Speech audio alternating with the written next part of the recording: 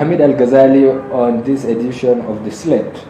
I have with me Muhammad Abdullahi, who is involved in teaching and educating students at the Department of Public Administration, University of Maiduguri. Muhammad is doing more at the Intellectual Development Initiative, where he is the executive director, and I will be discussing with him issues on good governance, transparency, and accountability. He is an expert in public administration, and he will be telling us how we can effectively address the issues we face in our society today. So, Mohammed, I am very honored to have you. Thank you very much, sir. To begin with, what are you people doing? Those of you who parade themselves as, scholars in the field of public administration. We have so many things, that affects our society. One will wonder whether you're derelicting from your responsibilities. What are you doing at the level of teaching to see that you improve the entire philosophy and concept of public good? Thank you very much, sir. Ours is to teach, like you said, and then in the discipline of public administration, we do not have a specific course that is called anti-corruption. We also at the university entirely, we do not have a specific discipline that is referred to as anti-corruption. However, we do teach students to avoid these issues of corruption, ensuring transparency and accountability and what have you, directly or indirectly in some of the courses we do. Giving an example with public administration, for instance, we train students on the policies that could fight corruption. We also train students on accountability in public sector. How are you, as a trained public administrator, supposed to be transparent in your activities in the office, in the civil service, or wherever you find yourself, and how can you be accountable with public goods?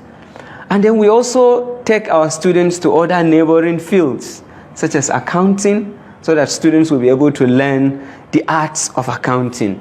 And then another area is law, where we take our students to learn some of these laws, aside from just a policy. How do you pass a bill? How does it become a law? The process at the National Assembly, from an executive bill or from a bill that begins with the legislature. We train students around that.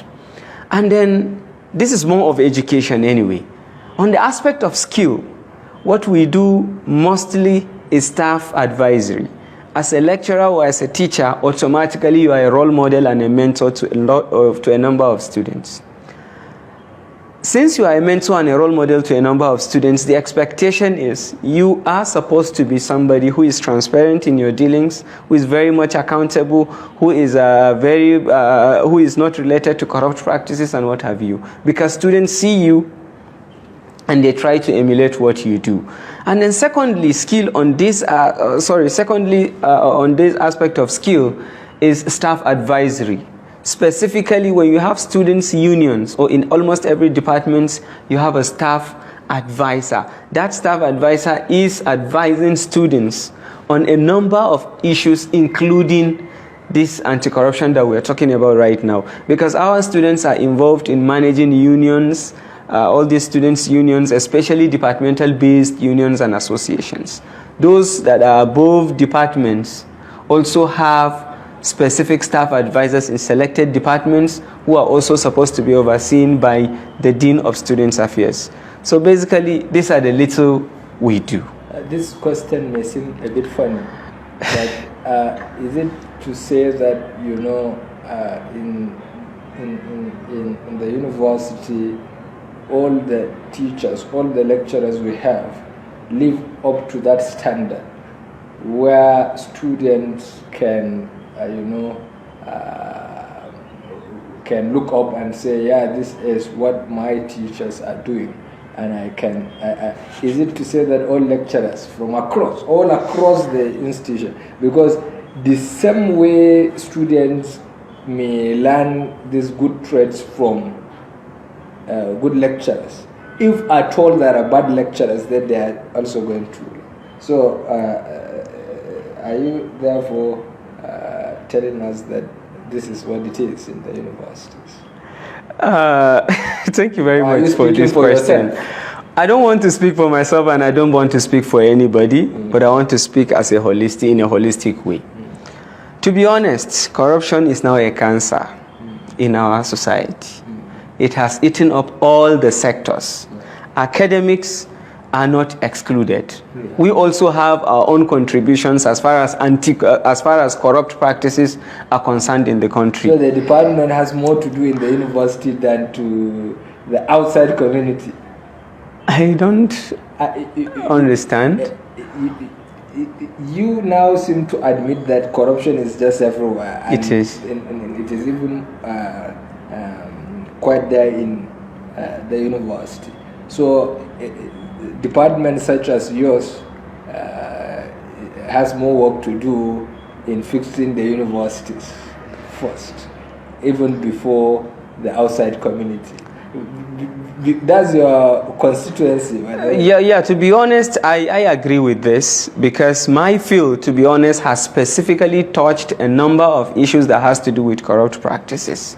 And we teach students to avoid some of this. And then I can guarantee you that fellow teachers, you can only teach students. It's going to be very difficult for somebody of my rank to teach a fellow teacher. No, I'm talking about the concept of the department should be concerned with if you are culturing students and you are modeling them after teachers. So it therefore means that there must be a special initiative that is supposed to be spearheaded by departments such as yours to ensure that the university filters so well before it admits teachers, and that it must have a monitoring mechanism that ensures that these teachers are keeping good to the standard through which they were filtered.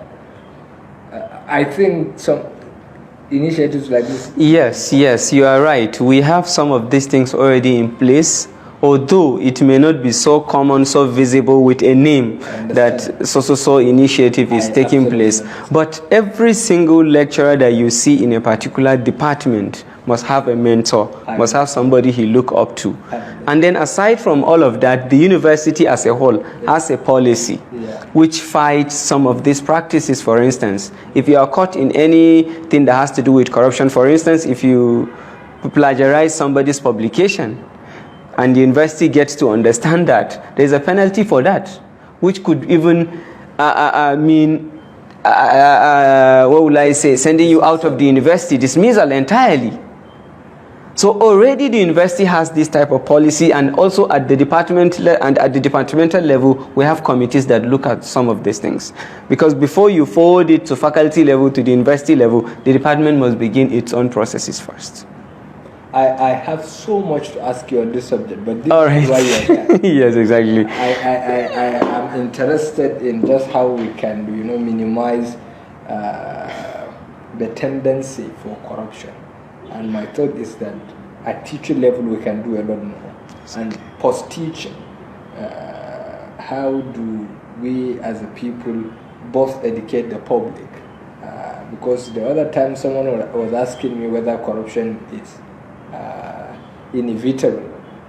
And the very sad answer is that it is. But the best we can do is to minimize it. So what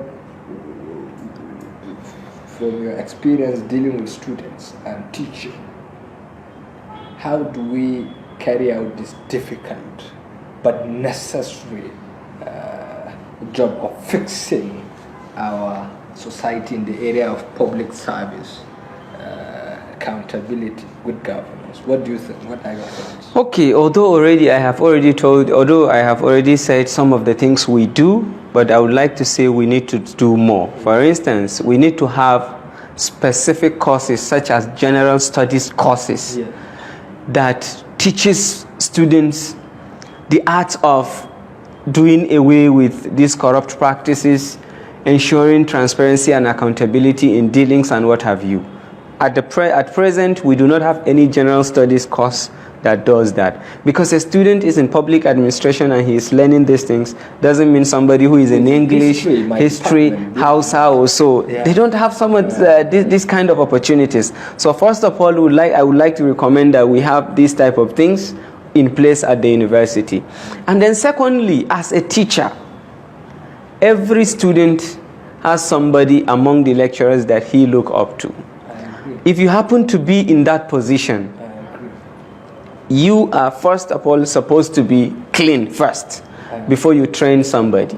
And then when your students graduate and they leave the university, you do not have direct control over them. But indirectly, some of these students still contact you. For instance, when a student wants to apply for a job, the usual thing is he will contact one of his lecturers to serve as a referee for him. This way, the student is already bringing himself to you, and what we are doing, or what we are supposed to be doing, is to correct some of these anomalies in the dealings that they do. However, when these students become very important people in the society that occupy certain positions and what have you, your hands are tied.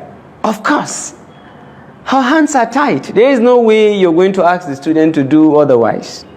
The highest you can do is to advise the student.